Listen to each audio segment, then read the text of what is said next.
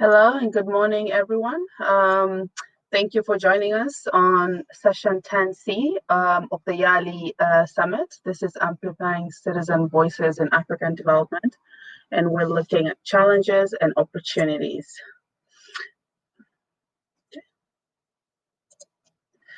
So my name is Shamsa Suleiman. I work as a project management specialist for gender and youth in Tanzania. And we're joined here today by our three distinguished speakers who are calling us from Liberia, from Connecticut, as well as San Francisco. I'll start by introducing Dr. Joseph Asuka, who has also told me I can just call him Joe. So that's nice. He's the CEO of Afrobarometer. Dr. Asuka was previously program officer Development and Population Program at the William and Flora Hewlett Foundation. And then next we have Mr. Jack Leslie.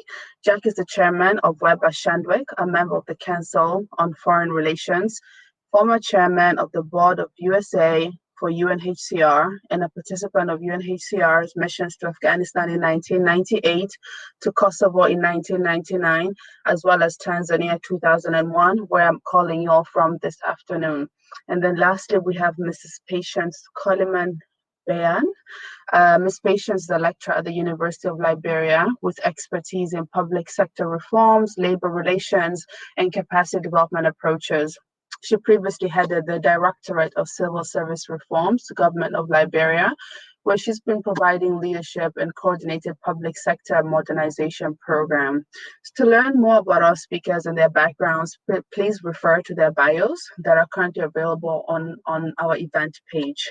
But we do want to get started. We only have 1 hour, and we're hoping to get some good, insightful, comprehensive insight on African voices and what that means for young people, what that means for the elderly population in the continent, as well as people outside of the continent. And I'll start by asking on development works and how this is realized, how it's driven, and even owned by the people.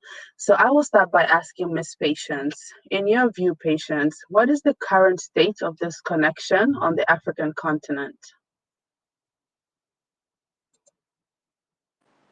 Thank you very much. I'm highly moved to be a part of this conversation because when I hear about voice, I get very excited because without voice, I don't think development is going to really work because people have to be within development. Development have to be moving along with people.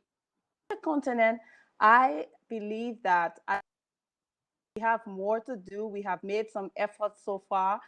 People are part of the voting process, and we have elected women leadership, and we are making some strides to get some voices that have not been a part of decision making to be a part of it. But at the moment, we need to make more efforts in that Thank light. you, Patience. Thank you, Patience. Jack, how can we amplify these voices? Well, first of all, thanks very much for inviting me. I'm delighted to be here. One of the, you gave a lot of titles for me, Shamsa. Most of those are in my past. Today, I'm here as the chairman of the U.S. African Development Foundation. And I don't know how many of those listening know very much about USADF because we're probably the smallest agency in the federal government. We were organized 40 years ago in order, in fact, to give voice to Africans. When Congress created USADF, it did so saying that it would be required to give 100% of its money to 100% African-owned enterprises. So it doesn't work through the traditional development model of implementing agencies. It really works in this participatory model, if you will, on the ground, empowering Africans and really finding out from them their ideas for development and then helping them through that. And I think that's the real answer to your question, is that these local voices and local priorities need to come first when we develop economic development strategies, whether it's here in the United States with the many development agencies, or whether it's in Africa. Right. Right. And I think sometimes part of amplifying that voice is actually giving those voices a seat at the table. So I think that's also a key approach. Right. But Joey, maybe I can turn to you, Joe. Thank you so much, Jack, for your views. Joe, in your view, what is the current state, of this connection between development work and the realization of development on the African continent?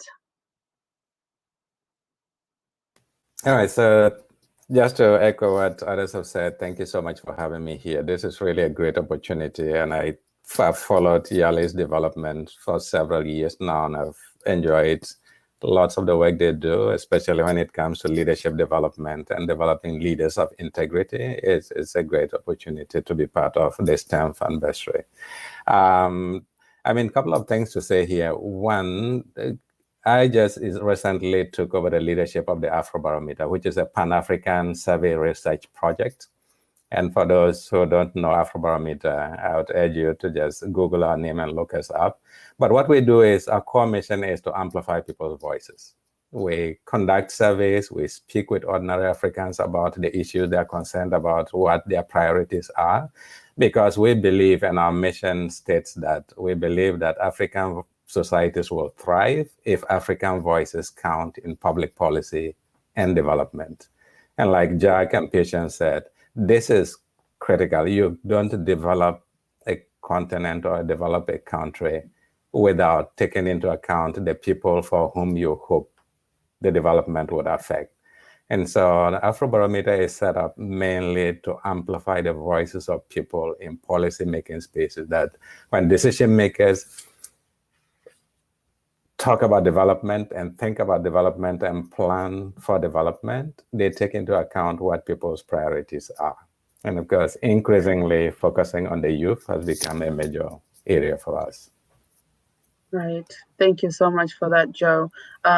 Maybe I can just tag on to you, Joe, again, which is, we've talked about amplifying voices. We've talked about giving voices, in particular to young people.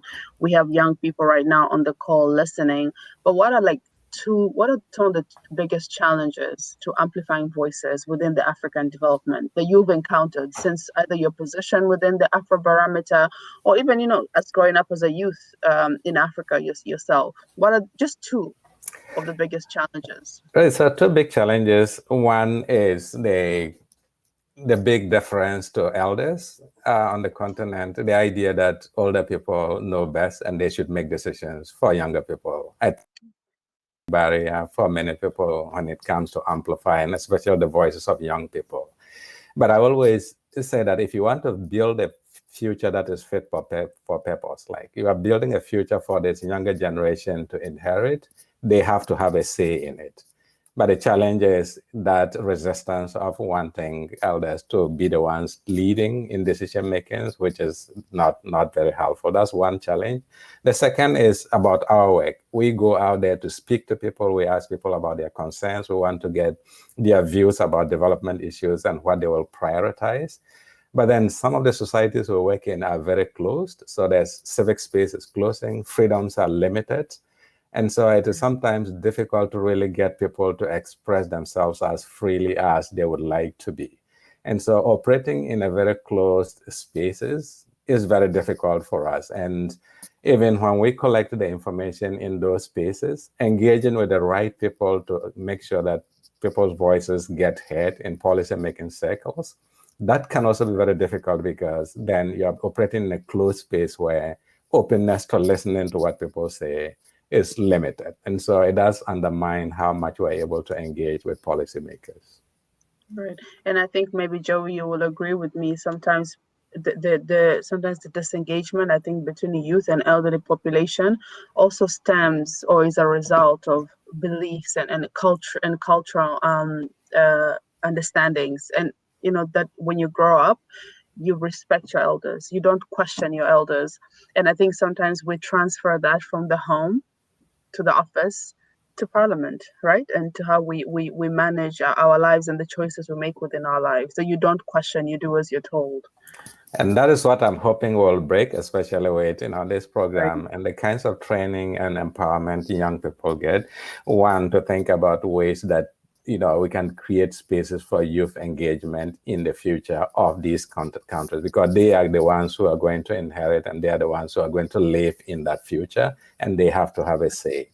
The second thing is to say that young people have the drive, they have the energy, they are the ones who they need outlets to deliver on these assets. They have a lot of assets that they can deliver and contribute to development. And we need to create a space for them to bring those assets to influence our development. Thank you, Joe. Thank you. I'll turn to Jack. Jack, in your in your experience of working in development, from USAID all through to refugees within the UNHCR, maybe just as well as life overall, what do you consider to be the two biggest challenges to amplifying citizen voices within Africa's development? Well, first, I'd agree with Joe's point on elders. In my case, I wish my children would pay more attention to me, considering myself an elder. But in any event, I think the two biggest challenges are, frankly, first, money. The fact that youth need investment to stimulate entrepreneurial growth.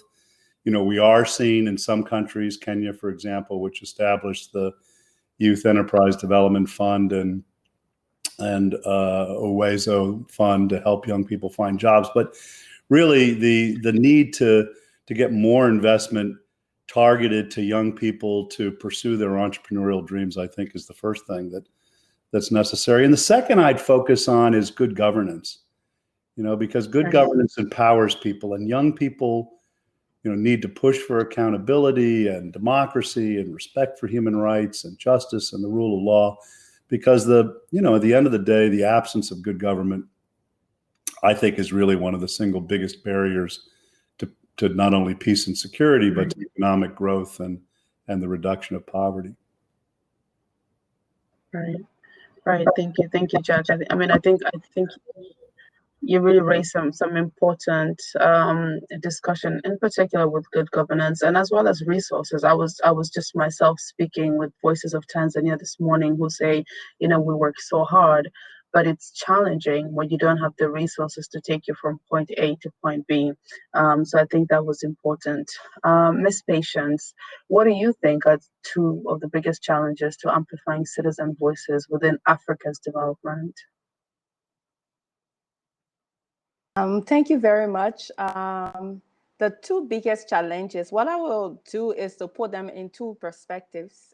The first one will focus on what leaders can do, and the other one will focus on what citizens and youth can do. I think poor leadership is a big challenge. Jack just talked about governance. And I believe that if leaders do not have the mindset about young people and how they can contribute to development at all levels, and if traditionally you have been seen as a young person and just as a young person without expertise, without understanding of certain issues, it means that for poor leadership, it won't allow you to actually listen to the young person. Instead, you just be looking at it like, I don't think you have anything to offer. And I also think that poor leadership leads to a lot of attitude from leaders without security. How can voices be heard? If young people are afraid to speak, maybe because they will be seen as opposition voice, it also brings a lot of problems. Challenge is poor leadership. And if we can that our leaders to provide security for advocates, voices, they can allow us to be who we are, and not necessarily because we are young people. No, because we have a voice, because we have input to make, because we have something relevant to say, and because it's making impact, we should be a part of it. And the second aspect is how inclusive are the voices of some of us who advocate. Sometimes we leave behind some people who can hardly speak, maybe the illiterate. We don't really represent the voices. Maybe I can be louder. So I get on the radio talk show every time I make my voice heard. But am I reaching out to marginalized people all the way in the rural areas so that I know what actually the issues are there? and that I can amplify their voices either through my network, or I can empower them to speak out the same way I'm speaking. The issue of inclusiveness in our advocacy also need to improve, as well as the leadership at the highest level. Thank you. Thank you so much to you, Patience, as well as to Jack and Joy for highlighting some of those challenges and gaps that we're facing. I think just not just in Africa, but I think around the world. And we are currently living, I think, in a generation where there's just so many young people with very, very low patience. So I think in the next question, I want us to be able to now look at some of those challenges and then ask ourselves, what are the opportunities that we can use to better amplify the citizen voices, in particular in the development sphere? So this is a two-part question. The first is, what is your top recommendation amplifying these voices within African youth? And then the second bit is, how can youth facilitate and take ownership of this process and its outcomes? I'll repeat those questions again just in case, and I'll turn it over to Jack. We're going to start with Jack. What are your top recommendations for amplifying the voices of African youth? And how can youth facilitate and take ownership of this process and its outcomes? Karibu, Jack. Yeah, no, the first thing I would say is to find a partner. And that partner can be a partner in a new venture. It can be a partner that can help you find critical financing. It can be a mentor who helps you through the early stages of developing a venture. But going on your own is tough anywhere, and especially in a more difficult environment, oftentimes like Africa. So I think the first thing I would really do is to look for like-minded people and look for a partner. There are, as to your point about what you can do to really mobilize, now more than we've ever seen, at least in my lifetime, there's an opportunity, and not just through things like social media, but there's a much greater level of multilateral help that's available if you look for it, and you need to look for it. I think my recommendation is, don't be shy. If you have an idea, go out there and find the help. And I think if you're persistent, you'll find it. Right. You really would. You really would. Thank you. Thank you, Jack. And I think sometimes that's just part of the challenge, right? It's the persistence. You have to be persistent and continue to strive for your seat at the table, as well as your voice, because you could be invited to the table, but nobody asks you for your opinion. Joe, what do you think are some of the opportunities for young people? And how can young people take ownership? So, just what I was saying about, you could be invited to the table, but you're not given a chance to speak. So how can young people, see those opportunities as entry points to be able to amplify their voices? So I think I'll start with both political and social activism. The key thing being, young people should become a lot more politically active than they are now. I say this because our surveys have shown that young people are usually less, engaged when it comes to political issues, whether it is in voting, attending community meetings, engaging with others to raise issues of, public concern. These are spaces where young people can make a lot of contribution, but all over the world, you would see most young people don't really engage so much in political activity. And I think that's a missed opportunity. Young people need to think of, not wait to be invited, but to get into those political spaces and participate very actively. Whether it is elections and voting, please make sure you're out there and voting. If it is communities, having meetings with communities and thinking about ways that you engage your political leaders, I think just being very active is a critical piece. The second component I will add is just social, activism. And this, it is now much easier to form a social movement anywhere. And I think African youth can do well by thinking about a cross-border Pan-African social group. And I say this because, as Jack said, if you go alone, you won't go far. If you want to go far, you really need to go with others. And I don't think you should just go with people in your country. I think young people on the continent can form a social movement that is cross-border, and that can be a powerful tool for engaging with political actors who will not listen to your voice. Because if they know that, if politicians know that you have a big following and a constituency that is behind you, and that this following is a massive continental organization, then that is where politicians begin to listen to what these young people can have. So I will encourage, especially the use of technology and platforms like social media, where I'd like to call it kind of a Pan-African social movement, because we have tried the political unions where there's Pan-Africanism and the African Union, and everything is driven mostly by the older generations. But we see that that hasn't really worked well. I think we can start from the younger people, starting with a social movement that is cross-border, and that might even lead to a better political union than we have now. Thank you, Joe. Thank you. Miss Patience, what do you see as opportunities? And I welcome our speakers to give references on the countries they're in right now, or even some of the countries that they've been and served in, because I see that's a great way of us to learn about different countries and the approaches they've taken to amplify voices. So I welcome you to give examples, and I'm sure our audience would very much appreciate it. Ms. Patient, I'll turn to you lastly on amplifying these voices. We know the challenges, but what are the opportunities, and how can young people amplify them? First of all, we have mentioned that poor leadership is one factor, and the other factor is whether young people are seen as partners on the table, whether we're able to make the contributions, whether we are seen as people who are able to make contribution.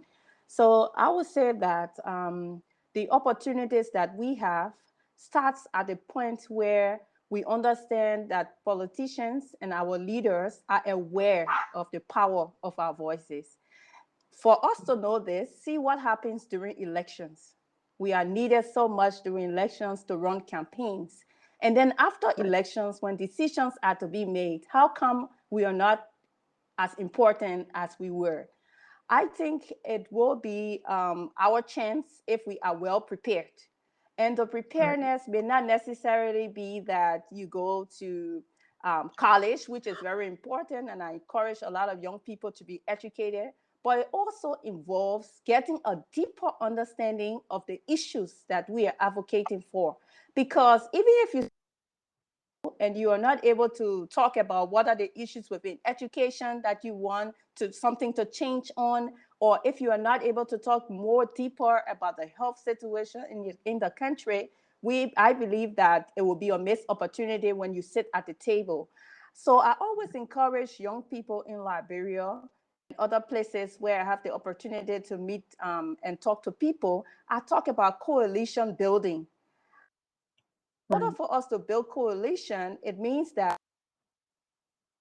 ourselves. There are some youth groups who are supposed to specialize in education matters, which means that not that you are not focusing on other aspects of development, but you are understanding, and if there's any issue about education, you understand it, you have deeper knowledge about that. Health, other coalitions could focus on health. But if we focus on everything, sometimes we are just on the top of it. We really not making deeper contribution to the policy discussion, and it can be a missed opportunity. So I think we need to be prepared so that when we get on the table, and sometimes advocacy will not allow us to just wait for a table to be. It's a way to we create the table so we can. If we are prepared, if we are part of coalition, if we have soft skills, if we are part of politics, I think those are major things that young people need to do in order to move ahead and amplify our voices. Thank you so much, Patience. I think those are some really great background. discussions and points that you make. And I think something that is key for me in what you just said is missed opportunities. I mean, I think even of myself, sometimes when I sit back at my desk and I say, oh, I should have said this and I should have said that, I should have made that contact, that partnership that Jack talked about, the partnerships. How do you identify partnerships where you advocate for issues that are so dear to your heart, and not just your heart, but the nation's heart and the millions of young people around the world. So with the missed opportunity, I want us to tag on some of the audience questions. I want to thank the audience for sending in questions. But the first one, we've answered some of it. So it says, how can young Africans advocate for themselves to make their voices heard by their government representatives? So, we've talked about advocacy, we've talked about partnerships, we've talked about making yourself available at the table and voicing yourself. But I think with this particular question, it's looking at government representatives. And I think I see Joey nodding his head, but I think we will agree sometimes a fear of young people is, how do you approach government point of contacts, government office ministers? How do you sit with them and talk to them and voice yourself so you don't miss that opportunity that patient that just talked about? So I will repeat the question one time, and I will turn it over to Joe and Jack, and hopefully they can help us answer that question. But it says, how can young Africans advocate for themselves to make their voices heard by their government representatives? You can just briefly answer it. Karibu, Joe. Well, I would just start by saying that run for office and become the representative, because I think the young people can run for office, and there's no reason why you should wait for somebody to be in office for you to be the one contacting them. So that's the first thing I'll say. But secondly, I mean, contacting government officials can sometimes be daunting. But as we mentioned earlier, you can only get traction when you go with others. And I think mobilization is a key thing, because some of these spaces are not easy to enter. The only way you can get in is really to have a constituency behind you. And so some kind of mobilization of others to make sure that your issue is a collective one as opposed to an individual would help. But I would want to encourage young people, don't shy away from starting to run for office, if even that means starting at your local government level to enter, and then you can rise through the ranks till you get to a national office. That is a key way to ensuring that your views are really represented. Thank you, Joe. Welcome, Jack. Yeah, no, I would absolutely agree with Joe. Yeah, I started my career as a political consultant, so I'm all for running for office, and I think, many young people find that daunting, and they really shouldn't. It's probably the most important contribution they can make. The other thing, though, I was thinking about as Joe was talking is that many young people can make a real difference and can get the attention of their governments by doing big things in their communities that get attention. So I think, we operate, USADF does in 20 sub-Saharan countries, and I've been to most of them, and in most of my trips, I try to have lunch with at least as many of the Mandela Fellows as I can find in the country, and I remember so many of them, and they've had real influence on their governments. I mean, for example, Peju Joayoba, who is a social entrepreneur in Nigeria, and she came up with this notion that there were so many women in Nigeria who were dying during childbirth that she could really do something about it by developing a birthing kit, which was relatively low cost, and found a way of beginning to distribute it over most of the country. She's distributed 600,000 of these birthing kits. And, she has saved untold number of lives. And that was one person with one idea who made a big impact and who got the attention of the Nigerian government, and they're beginning to try to be helpful through their regular health ministries. So if you don't want to run for public office, and I agree with Joe, that'd be a great thing to do, you can still have real influence with your government by making changes and organizing in your own community. Right. Thank you. Thank you very much, Jack, and thank you, Joe. We'll go to our second question from the audience, which is, I think, a question that we were all expecting, and it's to do with social media. But I think it's an important question because the audience asks, how can technology and social media help young people amplify their brand and voice? And I will turn it over and we'll go to Joe. Karibu patience. I think we are in the age of social media. The fact that a lot of things are happening online. Even before COVID-19 in Liberia, one of the medium through which we get to know what's happening in the country, what young people are saying, is on Facebook. So we use a lot of Facebook. There are a lot of interactions, and young people can take advantage of it because there's no one place where you can amplify your voice. If you have the opportunity to do it online, do it online. If you have the opportunity to do it in person, do it in person. But as it relates to online, there are certain ways through which you can be more active online by being interactive, have more followers, have more friends, and have more networks. So if you want to be an online user and actually amplify your voice, you have to get more people that you are connected to. Sometimes we shy away from certain online platforms, maybe think that, oh, I don't know how to use this platform or not. It's important for you to be on Twitter. It's important for you to be on Facebook, be on LinkedIn, be on any platform you think by which you can meet other people and you can say something and actually be heard. Because our politicians, our leaders are all on social media. So if you use the opportunity to be on that media, we think that your voice can be amplified. So make use of the opportunity and never shy away from it. We are in the age of internet. I will say that. Thank you. We are in the age of internet. That is true. We are certainly in the age of internet, and a lot more people have access to it now.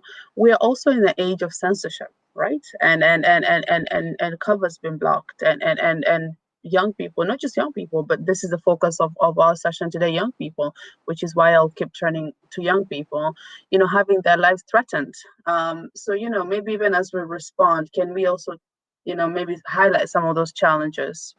What happens, for example, when a young person wants to amplify a particular issue that a minister, for example, has implemented without fear of life or causing divisions within communities? So you.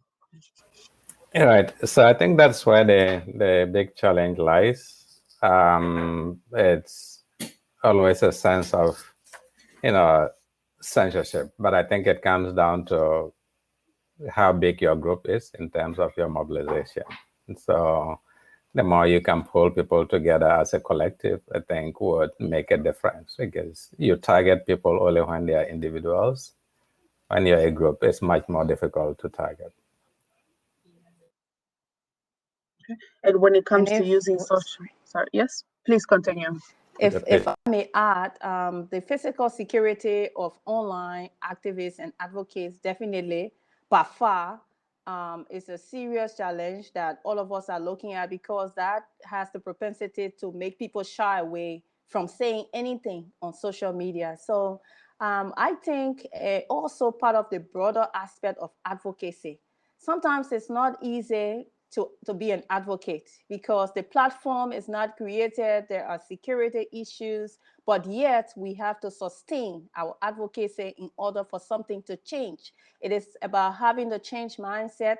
No one says go and risk your life. We will continue to advocate so that we can be heard of online users, but that shouldn't scare us away.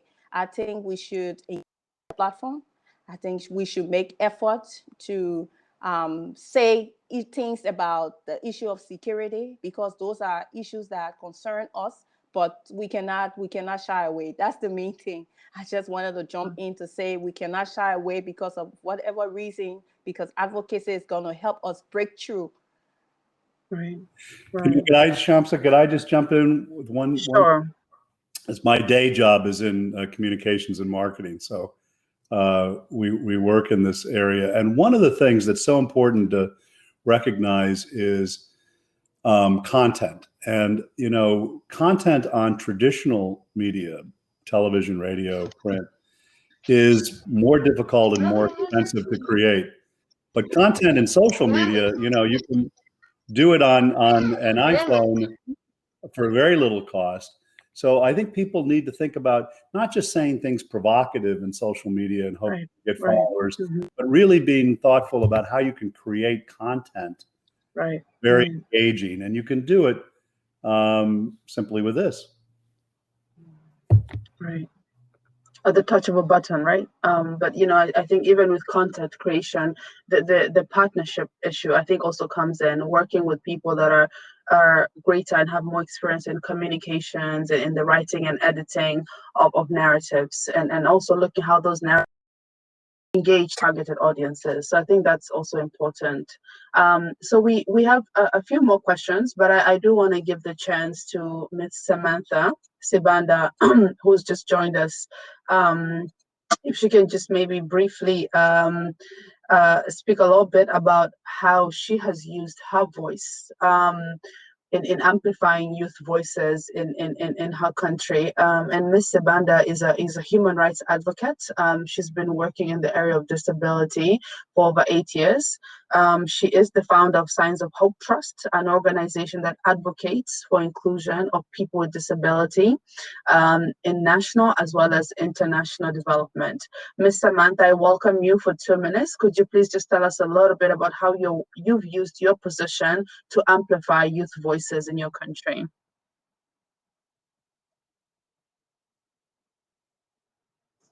I really that inclusion is a problem for many people. And so I think that especially concerning people with disabilities and so forth, we can really increase numbers by being more inclusive. So in my work, I really push for everyone, including government officials, to be inclusive. Because the moment you have silent voices in terms of all the policies, you always realize that there'll never be perfect policies and laws. So in my work, I really push for a greater inclusion.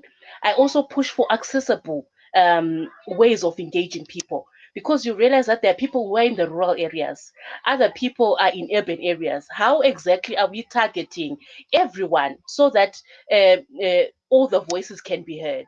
So for me, I really feel that inclusion and accessibility are key factors in terms of having youth voices amplified. Thank you. Thank you so much, Ms. Sabanda. We appreciate that. I will turn to the audience questions.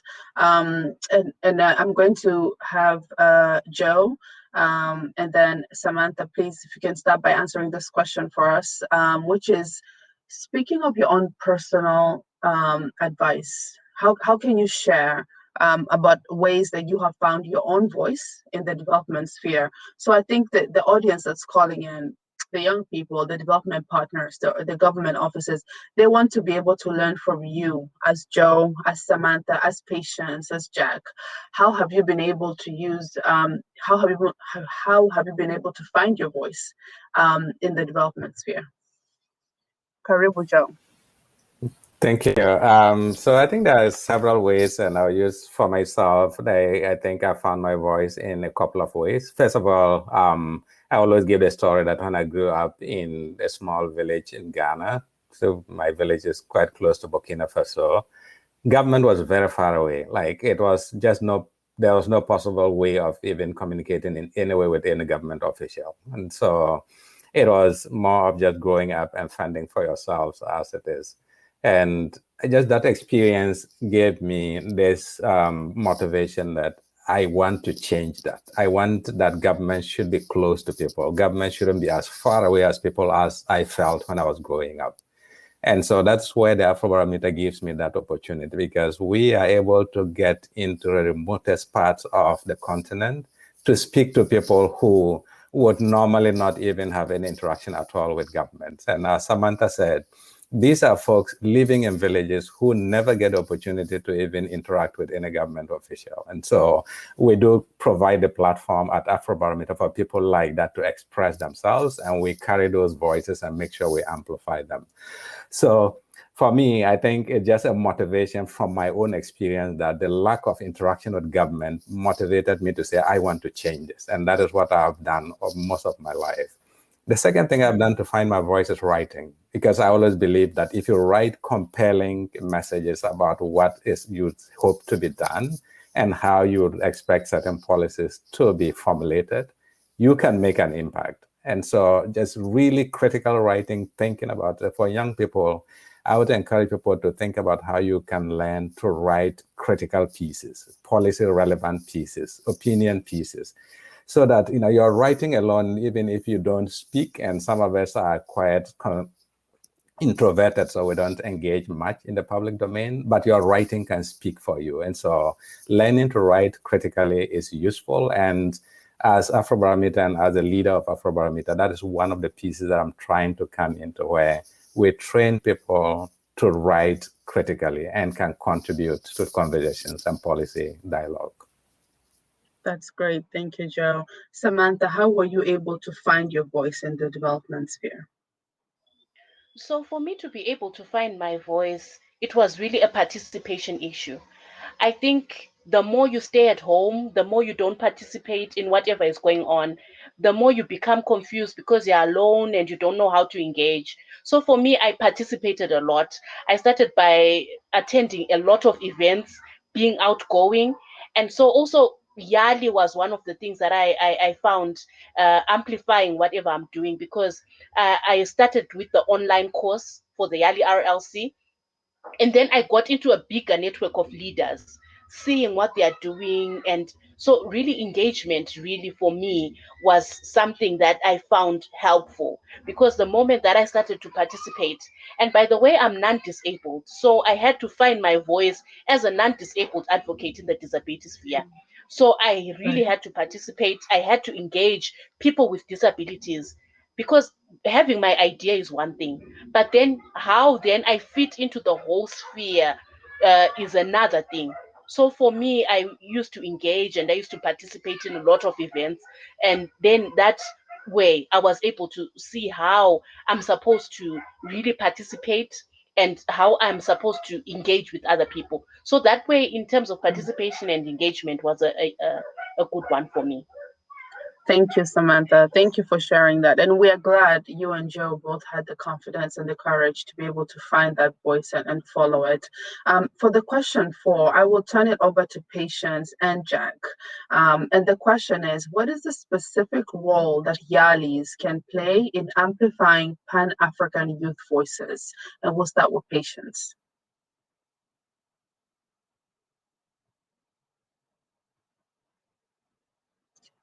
Can you hear me, Patience? Yeah.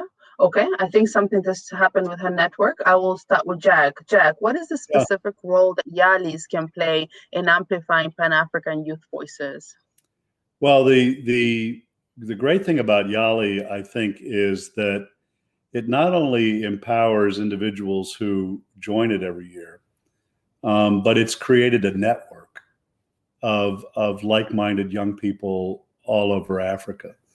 I think I may have it wrong. It's, we're celebrating the 10th anniversary, and it's something like 40,000 or more young people have participated in YALI.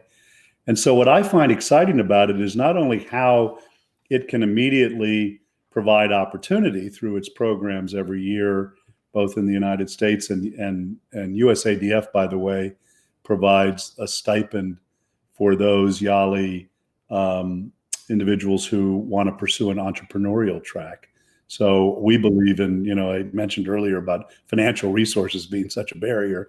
To give some kind of grant to a young YALI participant in order to go back and start a business is critically important.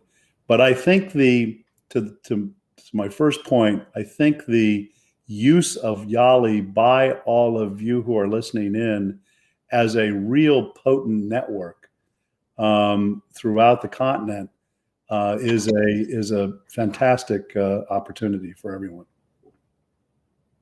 Okay, thank you. Thank you very much, Jack. Joseph, what are some of the ways that YALIs can amplify this Pan-African voices? Right. So I thought maybe just two thoughts. One, I still want to go back to my idea of a Pan-African, a social Pan-Africanism, where I think of, getting these young people connected to each other on a platform where they can build a movement around common issues of common interest. I think young people are, desirous of their voices being heard. And I think for your voice to be heard, coming together, and YALI has already created this huge platform of leaders who can come together, seamlessly engage with each other, and talk about issues. And this is cross-border. These are from different countries. And so just the ability to connect and network with people from other countries is helpful. It gives you the momentum to drive your agenda and your voices forward. But also it allows you to create a network where you can have some safety, so that even if there's repercussions in terms of your engagement, your network would come to your defense.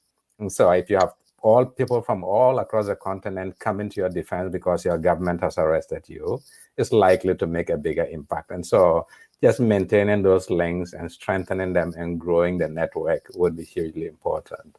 But just to add a second point to that is, we need leadership of integrity.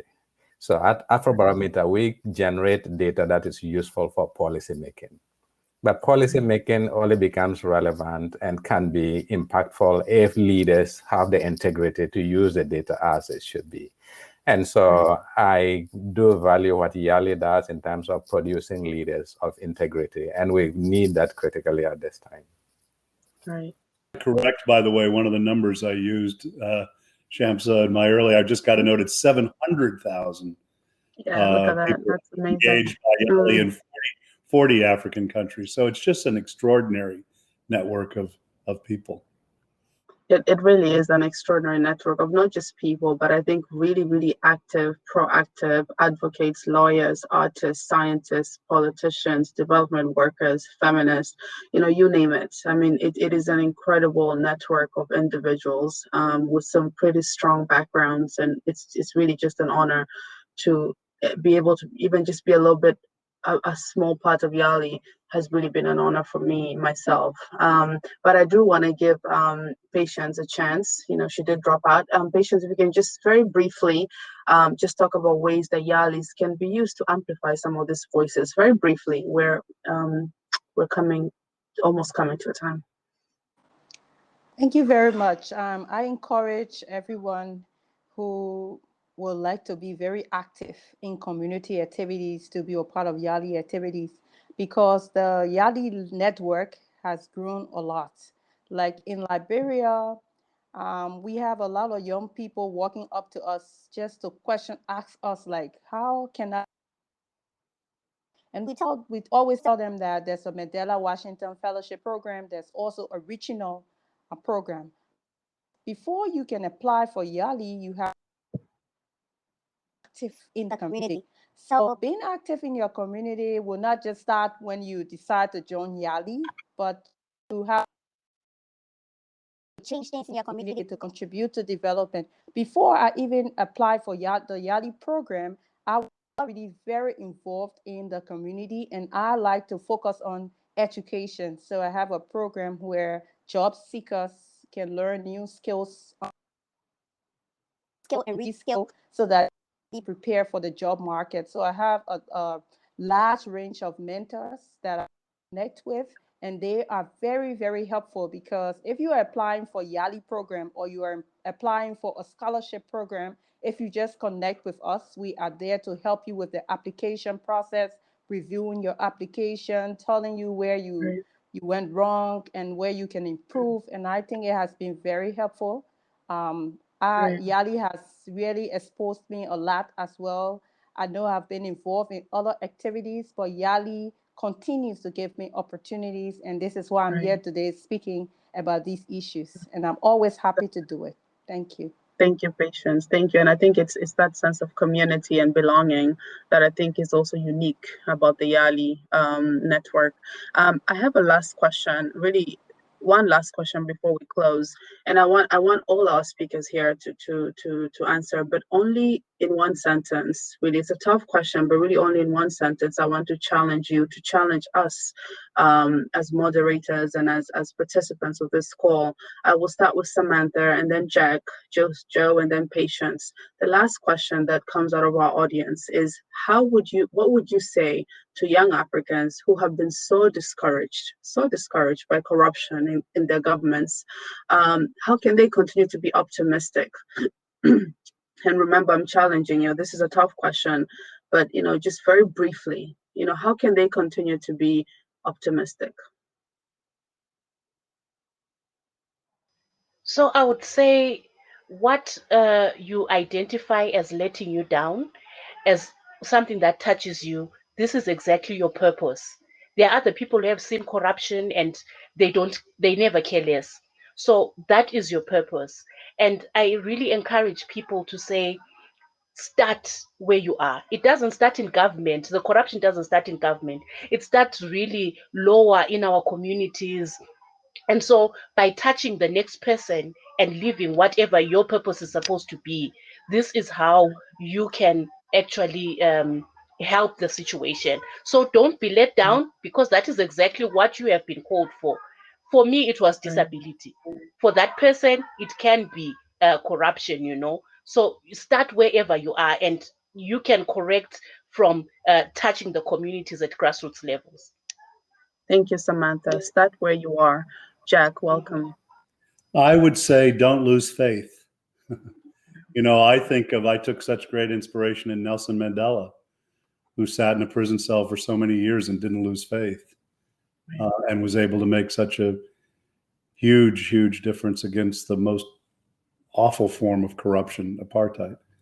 And so I think that, if you, as Samantha says, if you start in your own homes and your own communities, and you build it and you're willing to organize and you stay with it, you can make a difference. So keep the faith. Thank you, Jack. Joe, welcome. Well, I don't think I could add more than that, keeping the faith, because as I always say, things are always impossible until they get done. And I think that is one of Mandela's lines of statement that you would see. And I think when something faces you that is so daunting, that is the thing that you should tackle. And as I gave my story, there was something that I found in my community that was not helpful. And I said I needed to change that. And so, and yes, you start at the smallest level as possible. It may not change in your lifetime, but the seed you sow today could influence a lot of things down the line. So don't lose faith. Sow the seeds, and they may germinate in your lifetime or beyond you. Thank you, Joe. Patience. How can our youth continue to be optimistic? I would say never give up that you're asking for. Before you know it, you will be that leader in that seat with integrity. Okay. Thank you. And I think Patience are probably the only one that probably won this challenge. I challenge just one sentence each. But even with the additional sentences, I think those were some very important advice for youth. So I do want to close the session, but before we close the session, and I always want to end on a positive note with words of inspiration, with words of hope and encouragement and advice really for a better world. So I want to start with Jack. Jack, if you had just one word of inspiration or encouragement for our youth that are working to amplify their voices in the development realm, what would that word be? Curiosity. By the way, I tell that to my own kids. I tell that to people who work in my company. And I think it's universal. Stay curious, ask questions, be willing to push the envelope, and that'll get you far. Thank you, Jack. Joe, what would your word be? I would say write. And use your voice in your writing. I think it's one of the outlets that you can make a big impact, even if you can't speak out in public. You can use your voice by writing. Thank you. Samantha, what would your word be? My word would be start. because I see that a lot of young people are kind of afraid. They're always home and they fail to participate. They have got the dreams and the ideas, but then they remain ideas because they aren't starting. So my word would be start. Where you are, no money, no whatever, but just start. Right. Right. Thank you. And I think sometimes something that is almost the hardest, the most difficult is starting, right? It's taking that first step. Right. Thank you. Thank you, Samantha. Patience. What would your word or even sentence be? Preparedness. Be prepared to take ownership of development in Africa. Right. Right. And I think something that I did want to highlight is, and something that young people tell me when I go out and do my work is, Shamsa, Africa is wide. It's wide. It's a wide continent. It has different cultures, and different ethnicities, and different ways of governance and forms of governance, and views towards rights. So I think something that is also key, even as we close the session today and we have our audiences listening, is to be able to look at where you are, right? Someone said in our speakers, start where you are. So, really being able to look around you and observing your surrounding and saying, where can I start, and how can I start? But I think it's also critical to tailor our approaches to our communities, understanding our communities and the needs that the community needs and wants. And I speak from a development from perspective from someone who sits at a desk, Monday to Friday. I sometimes I'm lucky to go out into the field. Sometimes when I'm designing activities, I'm designing from a desk.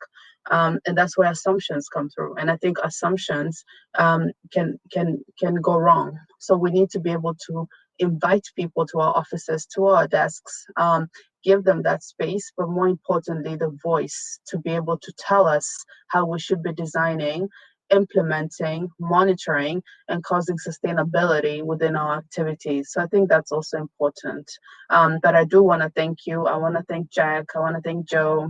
I want to thank Patience and Samantha for making this time. I know for Joe it's 6 something. We know where he is. And for Patience it's still early morning, as well as Jack. I'm not sure about Samantha what time it is in your home, but it's almost 5:27 in my country here in Tanzania.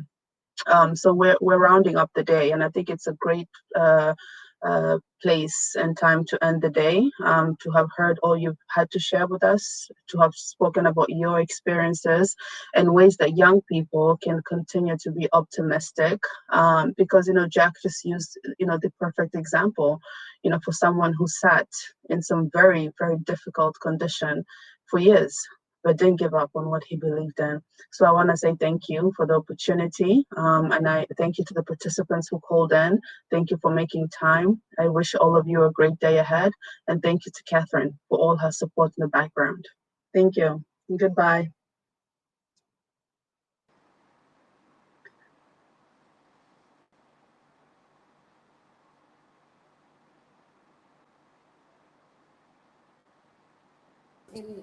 Okay, guys, we are offline.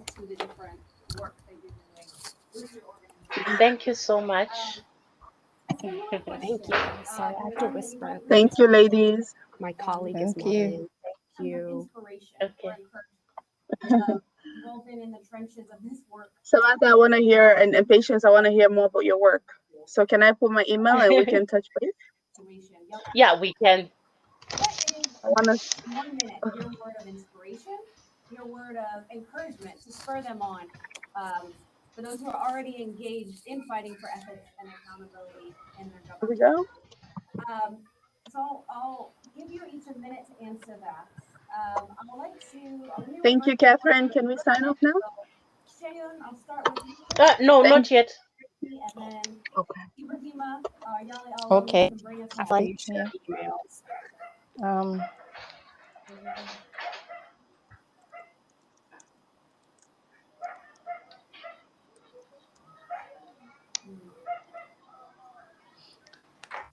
I need to grab.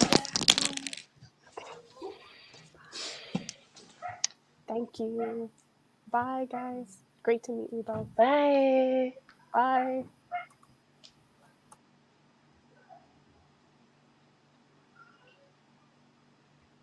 So I still had to get the emails.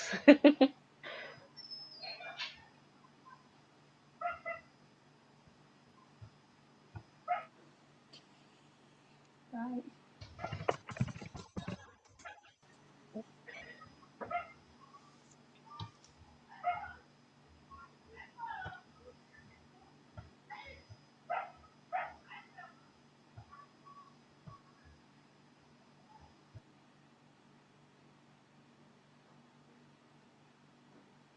G